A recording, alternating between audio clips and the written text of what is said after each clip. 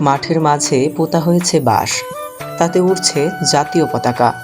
বাঁশকে কেন্দ্র করে মাঠের চারপাশে সাজানো হয়েছে কাগজের জাতীয় পতাকা ও রঙিন কাগজে।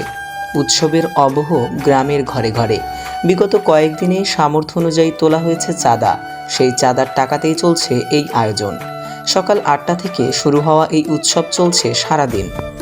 বিজয় দিবসে গ্রামে গিয়ে দেখা মেলে তেমনই এক আয়োজনের। উৎসবে সামিল হয়েছে গ্রামের ছেলে, বুড়ো, কিশোর, কিশোরী, তরুণ, তরুণী থেকে শুরু করে সবাই। আগের রাতেই বৈঠকখানার উৎসবের প্রস্তুতি সম্পন্ন করেন গ্রামবাসীরা। গ্রামের ছেলেরাই বৈঠকখানার মাঝে বাঁশ পুঁতে রশি টাঙিয়ে রঙিন জাতীয় পতাকা সাজিয়ে তোলে গোটা মাঠে। সকালে জাতীয় সঙ্গীতের মাধ্যমে শুরু হয় উৎসবের আয়োজন।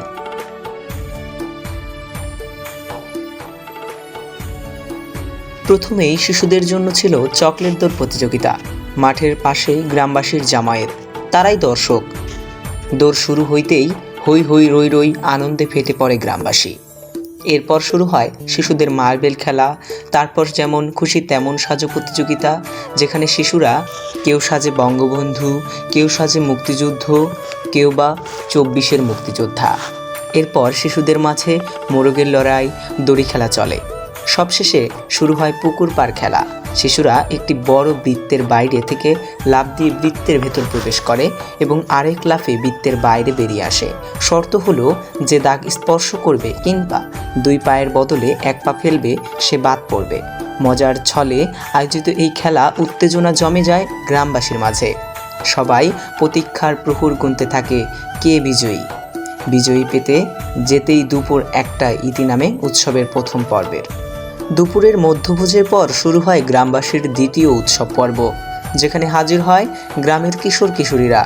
সকালের মতো চলে নানান খেলার আয়োজন। কিশোরীদের জন্য বাড়তি ছিল বালিশ খেলা। এরপর শুরু হয় দড়ি লাফ।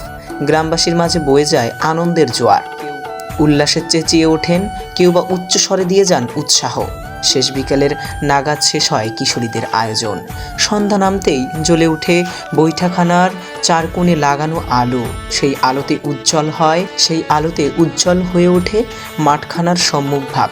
পরবর্তী আয়োজন তরুণ ও অপেক্ষাকৃত বয়স্কদের জন্য হাড়ি ভাঙা প্রতিযোগিতা। প্রথমেই তরুণদের দিয়ে শুরু হয় হাড়ি ভাঙা প্রতিযোগিতা। গ্রামের সব পরিবারের কমপক্ষে একজন করে প্রতিনিধি অংশ নেয় এই প্রতিযোগিতায়। তরুণরা ব্যর্থ হলে শুরু হয় বয়োজ্যেষ্ঠদের হাড়ি ভাঙা।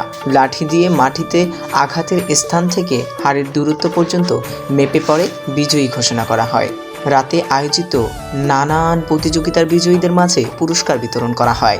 সব বয়সী মানুষের মিলন মেলায় পরিণত হয় গ্রামের মাঠখানা। ধীরে ধীরে আনন্দ উৎসবের সমাপ্তি নামতে থাকে। সবাই নিজ নিজ বাড়ির পথ ধরে, কিন্তু সবার চোখ মুখে থেকে যায় আনন্দের রেশ।